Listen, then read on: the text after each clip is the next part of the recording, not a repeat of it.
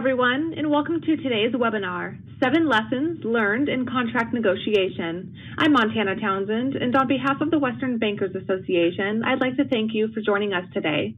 Here's the plan. On your control panel, which is on the right-hand side of your screen, you'll find a Questions tab. If you have questions at any point during the presentation, please go to the Questions tab and simply type your questions into the chat box. We will answer your questions at the end of the presentation. If you'd like to download a copy of the handouts our speaker has provided, please go to the Handouts tab on your control panel. Without further ado, I'd like to introduce our speaker, Patrick Goodwin. Patrick is president of SRM. Patrick, I'd like to turn it over to you. Good afternoon. I'm coming to you guys from sunny Orlando, Florida. Hopefully the West Coast has some great weather. It's really hot here and 90 degrees. So I'm looking forward to presenting 7 lessons learned in contract negotiation. These are different principles that I have evolved over the last 18 years. I'm president of SRM, so I've been providing consulting advisory services for the last 18 years. Strategic Resource Management, SRM, we've been in business since 1992. We are a performance-based firm that basically we quantify everything that we do and provide to our clients. So if we can't quantify it, it doesn't necessarily provide value to you. So we like to, we do provide advisory services, but 99% of the work we do, we quantify the impact to our financial institution. We've been evaluating the performance of vendor agreements based on our benchmarks, data, and analytics for the last 27 years. And we've driven over $2.2 billion in implemented savings, tracked savings, and revenue increases to our clients over the last 27 years. So enough about me. In today's presentation, I'm going to go through some basic truths of vendor negotiation and then 7 lessons learned. And then I'm going to give you some practical areas where you can apply the 7 principles. So everything that I say is not any value to you unless you can actually implement these particular principles. And then I'm going to give you a little bit of information around the Fed study, the Federal Reserve study on interchange that comes out on an annual basis that we've been tracking and interpreting since the Durbin Amendment back in 2010, 2011. So there'll be 3 sections to my presentation today. The basic truths. Vendors have the leverage when you're entering a contract negotiation. As a financial institution, you negotiate contracts with these third-party vendors every 3 to 5 years. Your resources are focused on growing your business and serving your customer and growing your loan base.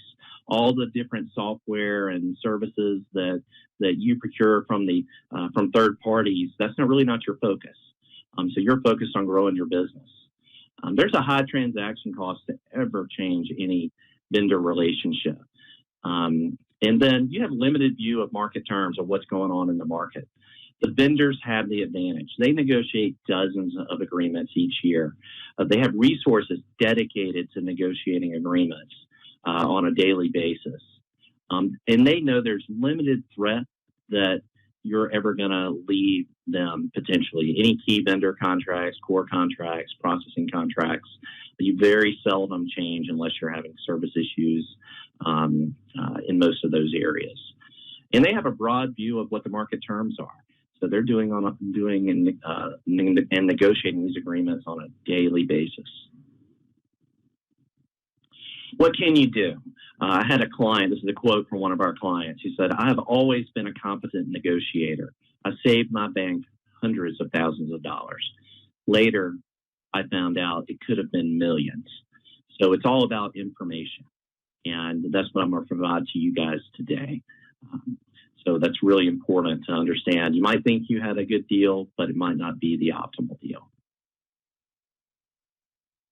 What's the benefit to your financial institution? Our metrics have shown that we're going to drive $3 million in savings for every $1 billion in assets. So you can run the number on that to determine what the potential opportunity could be. When our clients hire us, there's an expectation set that that's what we're going to deliver.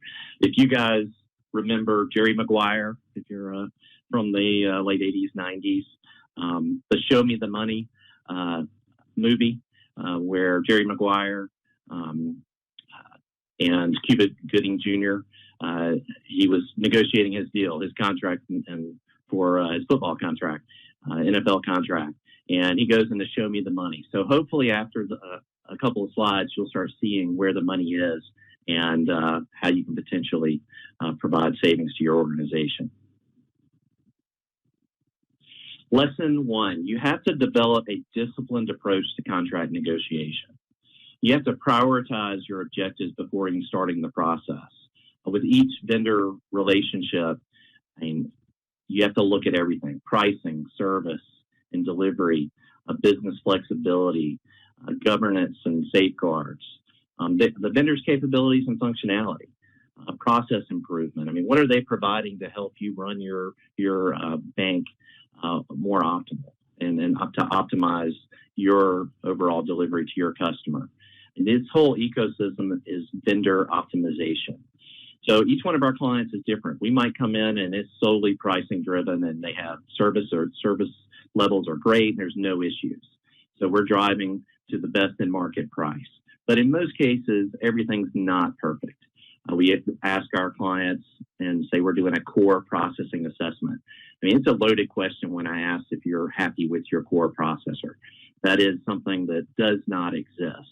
They do so many things for you, and it's not always going to be perfect. So having an understanding of what are the capabilities of that vendor, what services are they delivering, and how are you contractually obligated, or they contractually obligated to provide those services, and what flexibility you have in those agreements. It's pretty important to understand all these aspects of that agreement. From a capabilities perspective, we have a lot of times we come in and you might have just outgrown the vendor in their capabilities, or they're not innovating the way they should be to drive best-in-class service for you. So those are all things that you have to take into consideration to optimize your vendor relationship. We always suggest to our clients that they need to assign a project lead responsible for all agreements. Generally, it's somebody with a fiduciary responsibility in the organization, the finance department, CFO, or controller. Depending on size institution, larger institution, it'll probably be controller, smaller institution, it might be the CFO. You need to have a central person that signs all agreements. We usually set a dollar threshold depending on what our clients set is where their risk factors are. CFO should sign all the agreements. A lot of times we'll come into our clients and there are people signing agreements at the branch level, and it could be within the C-suite where the COO doesn't know what the CFO has done or the CIO has done. So making one person have that signatory authority is pretty important in optimizing your vendor relationships and making sure you have control over those third-party vendors. And we always suggest utilizing a contract management software, and you actually have to use it. A lot of times we come into our clients and we're asking for contracts, invoices, volume reports, different things that these vendors should be providing and should be housed in your contract management software. Generally, they'll say, oh, we have one. And then when we ask for the information, they cannot provide it. So they're not utilizing. You might have it in principle, but you're not using it to manage your overall vendor base. SRM provides a tab management or tab software is what we call it, tracking, auditing, benchmarking that provides this type of service. Financial impact, this could be anywhere from $500,000 to $2.5 million that you're missing out on by not having a centralized function of managing and signing vendor agreements.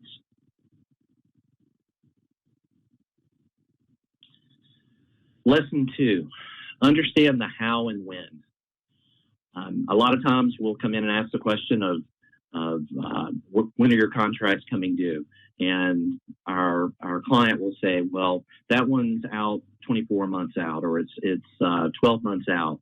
And they say, well, we don't need to look at it until inside 12 months. And the answer to the question is, depending on the area, you should be looking at them at least 24 months out to determine if there's an opportunity. The reason being is when you move down the life cycle to the end of an agreement. So if you start at the top, you have the most leverage. And we suggest advisor-led competitive bid scenario with, like a core processing would be starting well before 24 months. If it was something like an armored courier, we would say you'd get closer to the 12 months. Optimal, I would say, would be outside of 18, under 24 for most agreements. As you move closer to the right on this slide, you lose leverage.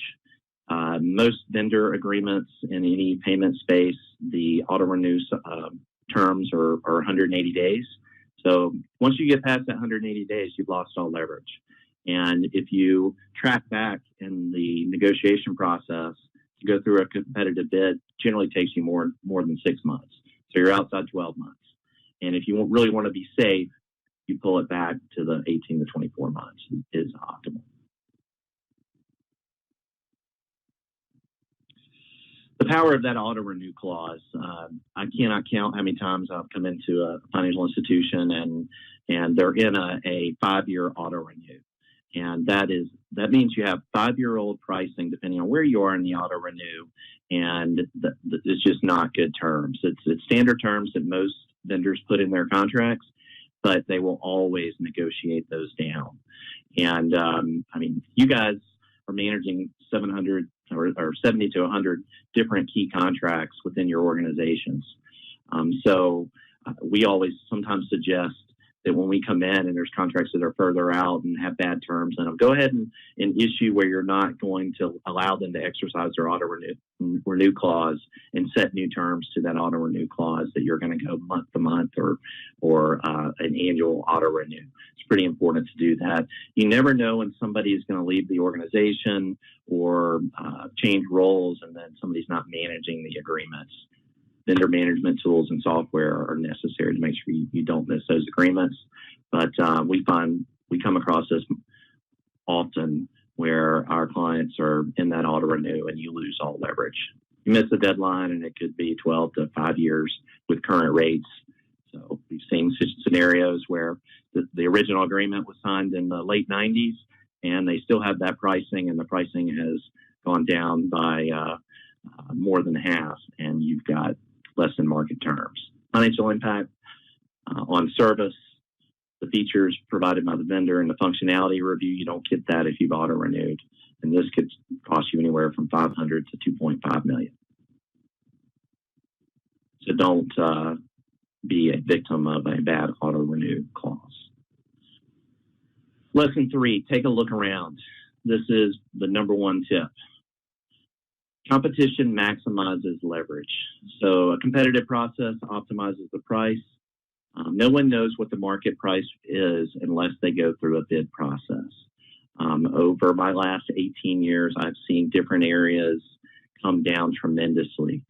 For example, internet banking started as internet banking. Now it's called digital banking, and it encompasses all everything digital from a desktop view, internet banking, to your mobile view, to your tablet. All those things are integrated now. The price back 18 years ago was around $6 a user. Now it's all transaction based, and it's depending on volume, it could go well under 60 cents a transaction. So that's a huge change from what it was 18 years ago. We've seen that in most technology areas. You have new technology, and then the market changes, and competition comes in, and it drives the price down. RFPs also might be the quickest approach. If you go, and I'm sure you guys have experienced this, where you'll ask your vendor or core processor, a debit card processor, for a proposal, and the sales rep will tell you he's going to have it to you in a week or two, and then a month goes by and you don't have anything. They know the longer they wait, the more leverage they have, and then it's not their priority. If you do a formalized RFP process, then you set the time frame for when they have to respond, and it keeps them honest to that schedule.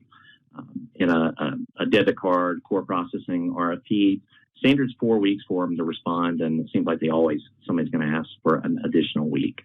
In a less complex area, 2 weeks. is what it should take them to respond. When you're evaluating these options, it builds market intelligence. So if you ask the right questions and your RFP is structured the right way, you're going to learn so much from the RFP process. You're going to learn about new features, processes, different business terms that different vendors are providing. What that also does is give you the ability to go back to your incumbent provider and ask them what they're doing in these particular areas. It is invaluable, the market intelligence that comes from the RFP process. In a complex area like debit card processing, the responses have endless information in them, and they help you evaluate the opportunity and understand what's available in the market. When you go through a bid process, there's no obligation to move. We hear this all the time that, if we do that, then we're just saying we're leaving. That's not what you're saying. You're just looking at the market to determine what's in your best interest. Our clients, when we go through the bid process, and in all areas, 90% of the time they stay with the incumbent and they just have better terms, better price, and have a market deal. Whenever our clients change vendors, it's generally due to service issues, or there might be a particular vendor buying market share. Whenever there's a change of vendor in any of these complex areas, there's risk, and you have to make sure that you have assessed everything from the perspective of the cost of change.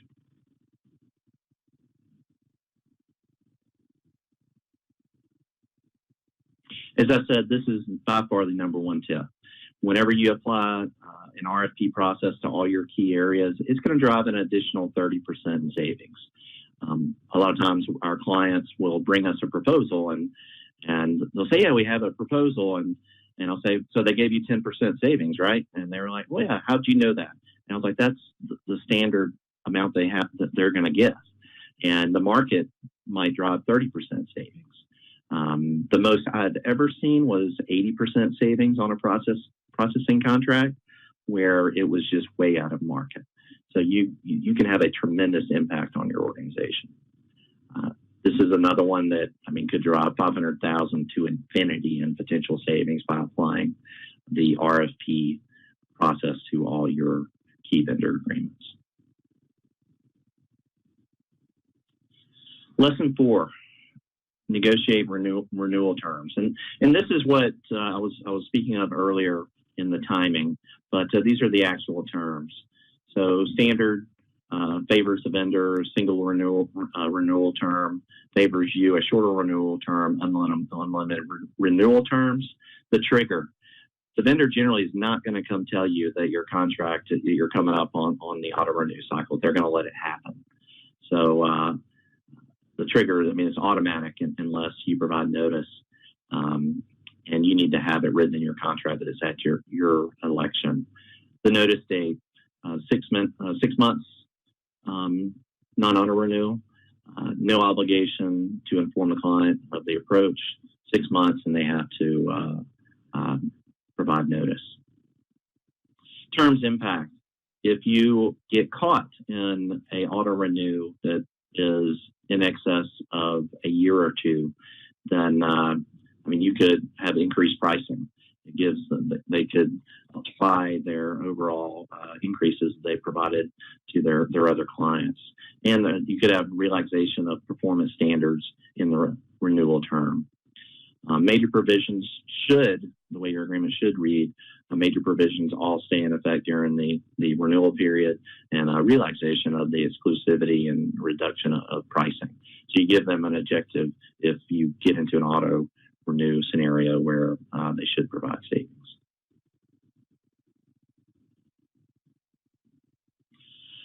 Lesson 5, take advantage of all the available tools that are available. Contract management software, being redundant there, but it's pretty important to keep up with your contracts and not just have a binder full of contracts. There's plenty of softwares out there, and we provide a solution around that particular product. But you have to use it. You can't just have it. You actually have to utilize it. Benchmarking data and analytics. SRM is a benchmarking data analytics company, but there's all kinds of sources for general information that are out there that can provide that type of information. Legal review of agreements. Not all attorneys are created equally. I see it sometimes. We'll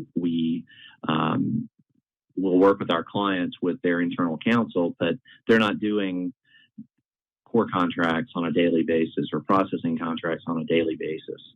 So it's good to find an attorney that has experience with the particular vendors that you're working with.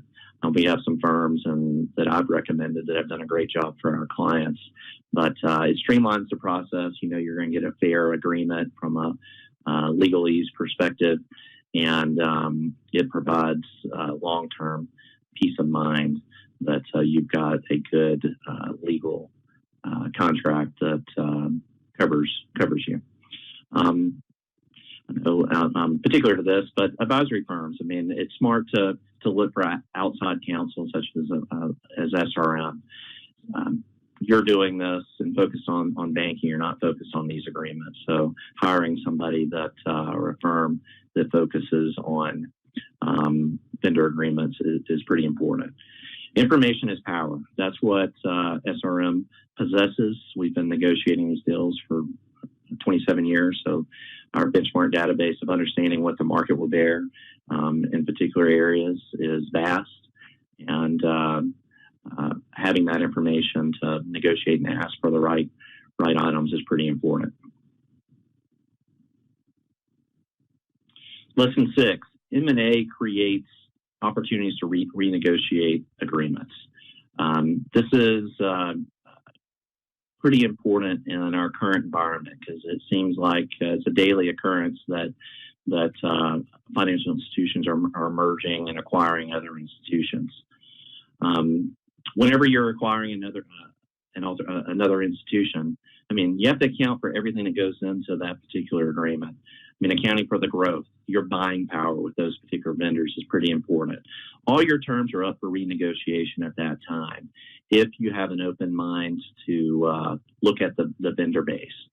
We had a client a while back that they asked us to come in and look at their core, and they had acquired another institution that was not on the same core. And we told them that for them to have any leverage in negotiating, they need to consider all the major cores out there and apply pressure. And they weren't willing to do that. And they were beholden to the deconversion expense that those vendors will charge. They will hold their contract and they aren't necessarily looking at the big picture.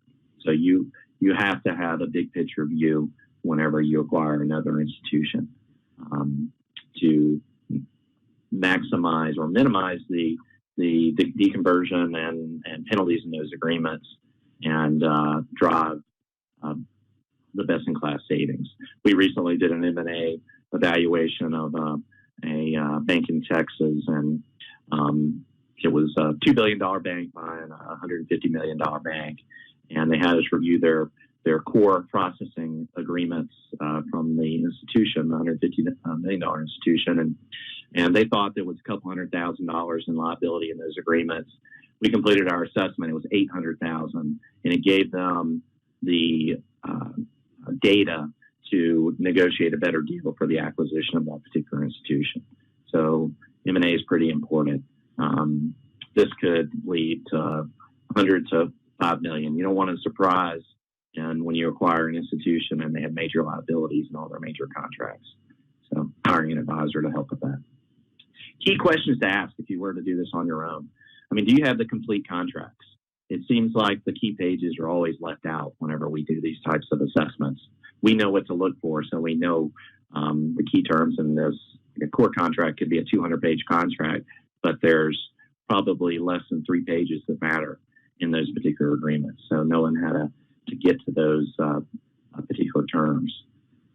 What are the contract liabilities? As I said, you need to understand, and it might be viewed as one number, and the reality is another. We do a lot of contracts around signature processing, Visa, MasterCard, and I mean, there's formulas in those agreements so that you might think your liability is one number and it's going to be 10 times that. So making sure you understand those terms. What are the key contract dates? And making sure you don't miss an auto renew in those agreements. And what agreements are in the best interest of the merged organization? Sometimes you might be the larger of the institutions, but that other institution might have better contracts. So making sure you assess those and which one's in the best interest of the organization.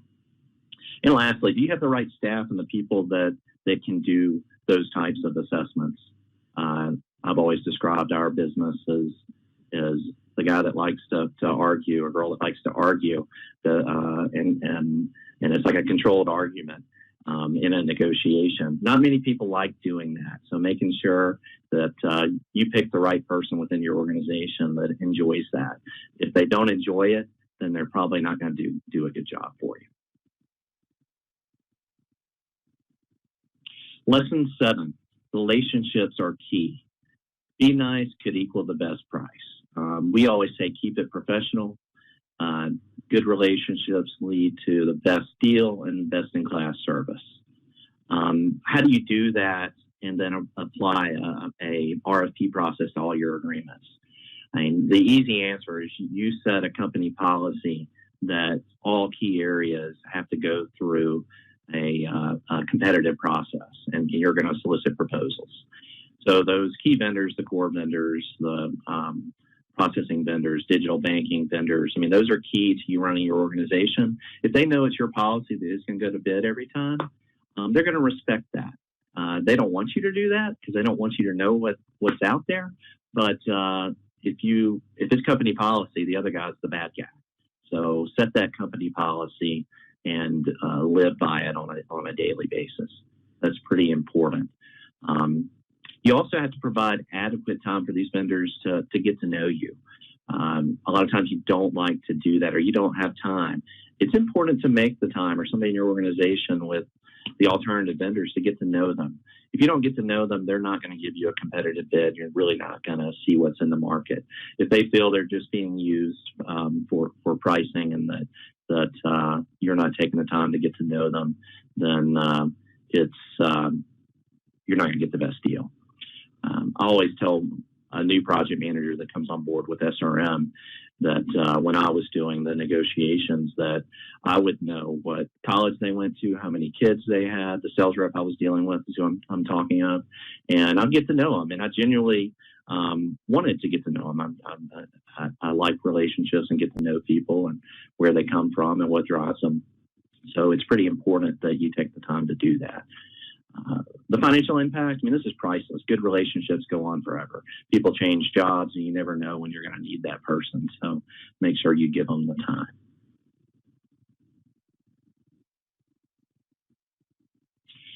So in summary, the 7 tips: develop a disciplined approach, understand the how and when, take a look around the RFP process. That's important. Negotiate those renewal terms. Make sure that the vendor doesn't take advantage of you on those renewal terms. You need to take advantage of all the available tools that are at your discretion. M&A creates opening to renegotiate all deals. And lastly, relationships are key. You guys are community bankers, and your business is driven off relationships. It should be applied to the vendor base as well.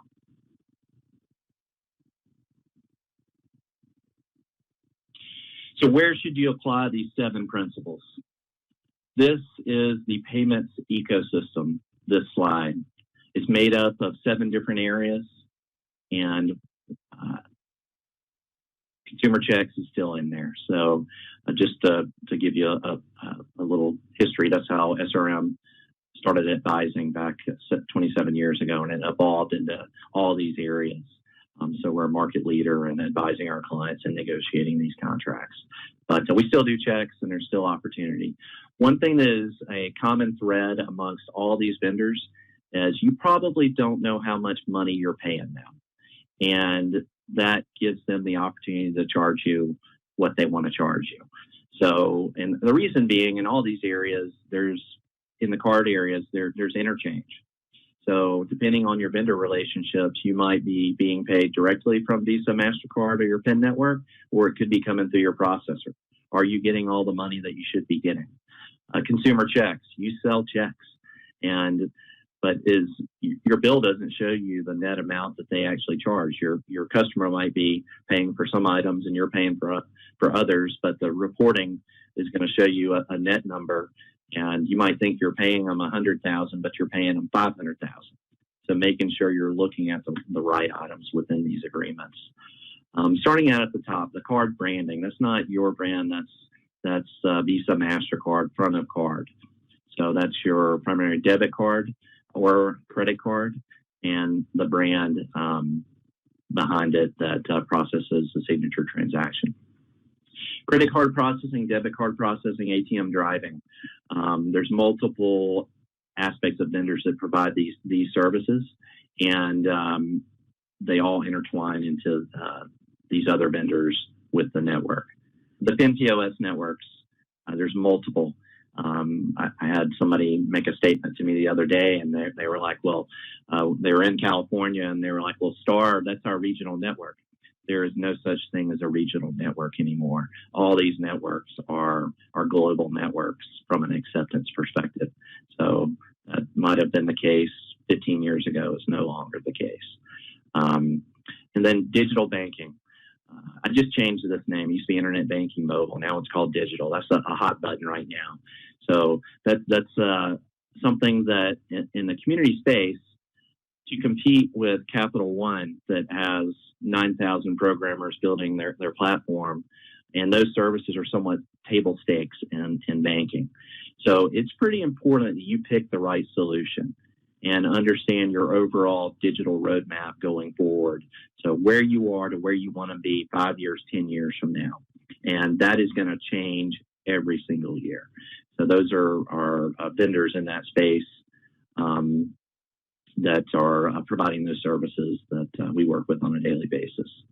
So the bottom, core processing. I mean, you have the big three correlations new to the market, but Fiserv, FIS, and Jack Henry. And all of these vendors, one of our sales guys ran an analysis on this, and there could be 700 different options of the way you could be integrated into all these vendors. That is extremely complex. So having an advisor to guide you through this process is pretty important. But this is where the opportunity lies. When I say $3 million per billion in assets, this is where the money is in these particular vendor relationships.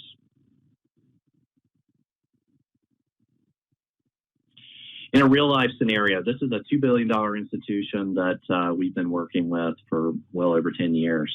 In the card branding space, we drove $10 million in cost savings revenue enhancements in those particular agreements. The processing of their cards, just debit, drove another $3 million. And then PIN POS selection and optimization was another $1 million in contract savings in revenue. So this very respected institution, and efficiency ratio was pretty good, and we still found this level of savings. So you might think your efficiency ratio is good, but you never know where the opportunities are in these third-party agreements. So over our relationship with this particular vendor, averaging on a 5-year relationship, this is over $14 million in savings. And if you drive to an earnings per share number, that's pretty big. So this is something that is money within your organization that is available. We very seldom come into a client where we're not going to find an opportunity. And you might be good in one area, but we find the opportunity in another. So interpreting the Fed interchange survey, as I mentioned earlier, this is a survey that comes out that's published usually every May. So there should be another one coming out here pretty soon.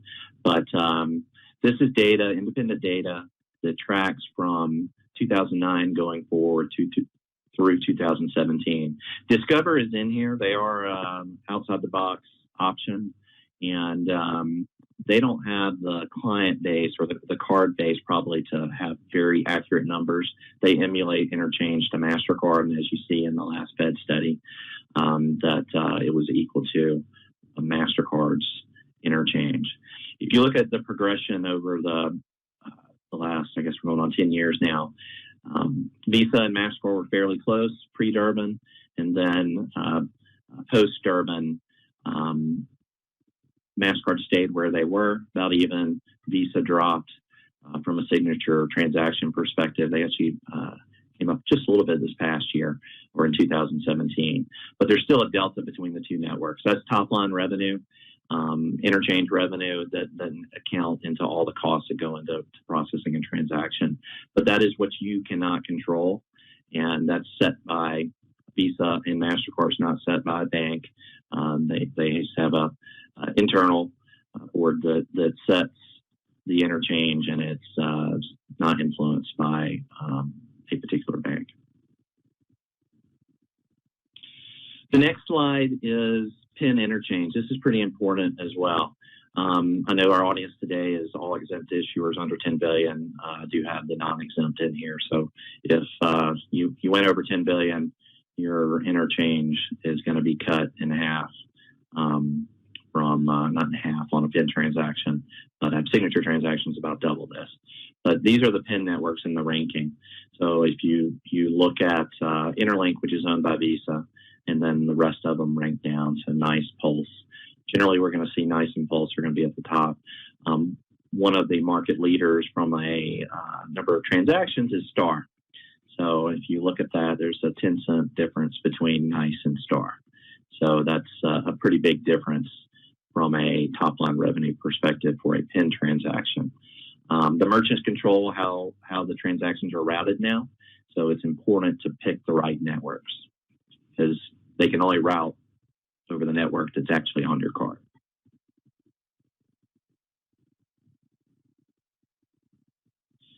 The next slide, this is just average interchange, is showing the trending over time of each one of these networks. And I mean, there's a NICE and Pulse have been the ones that have stayed in the lead. Visa's network, they raised their interchange to be comparable to Signature, but as part of the Durbin Amendment, to be compliant, if you're a Visa issuer, you have to have an alternative PIN network. So picking Visa, or if you're Visa and then the alternative PIN network, it's important to pick the right one. Because ideally, you'd rather have the transaction go over Visa's network because it pays more. The next slide sort of shows you the trending of Signature. The top three are Visa, MasterCard, and Discover. And this sort of flows into the overall metric showing if you drop down the ones that are the alternative PIN network you would choose, there's a vast difference between the top and the bottom of those particular networks, being 0.8 to low of 0.54. But it's pretty important to pick that alternative PIN network.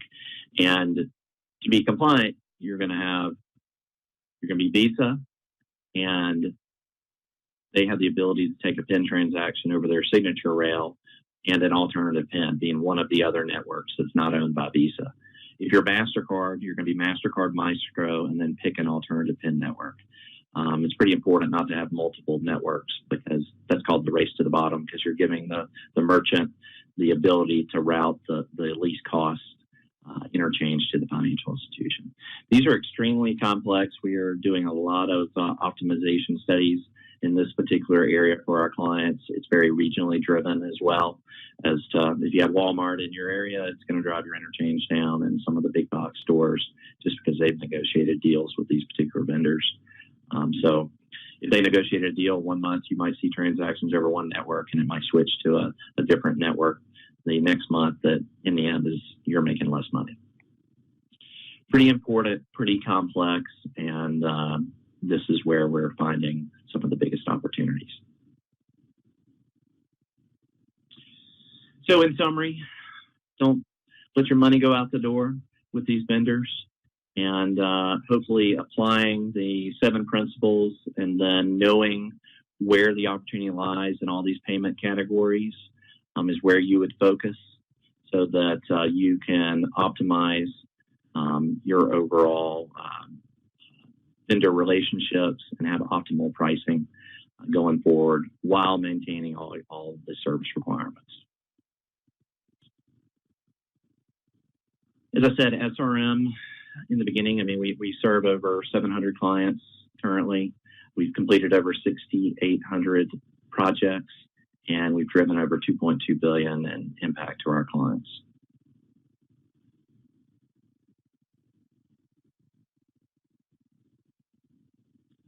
So now I am open for questions. And Montana, have you received any questions? No, I haven't actually received any questions at this time. However, I would like to give our attendees the opportunity to ask any questions that they might have. As a reminder, you can type your questions into the Questions tab on the control panel. I'll give everyone just a little bit of time to type in those questions. And while we wait, Patrick, are there any common questions that typically come up on this topic?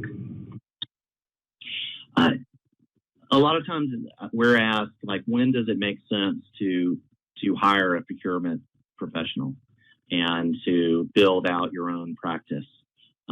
It's generally once you get past the 10 billion mark. When you're under 10 billion, it usually does not have enough scale to provide or cost-effective scale to provide to create a purchasing organization within your bank. So utilizing third-party services are pretty important in different advisory services. We also see the interchange questions. It's a common theme that people just don't understand what's going on with interchange and why their interchange is going down. And a lot of times we'll see with these PIN networks, they'll have multiple PIN networks, and they're like, well, Star's getting all the volume. They're doing a great job. And in essence, they're getting all the volume because they're the lowest interchange.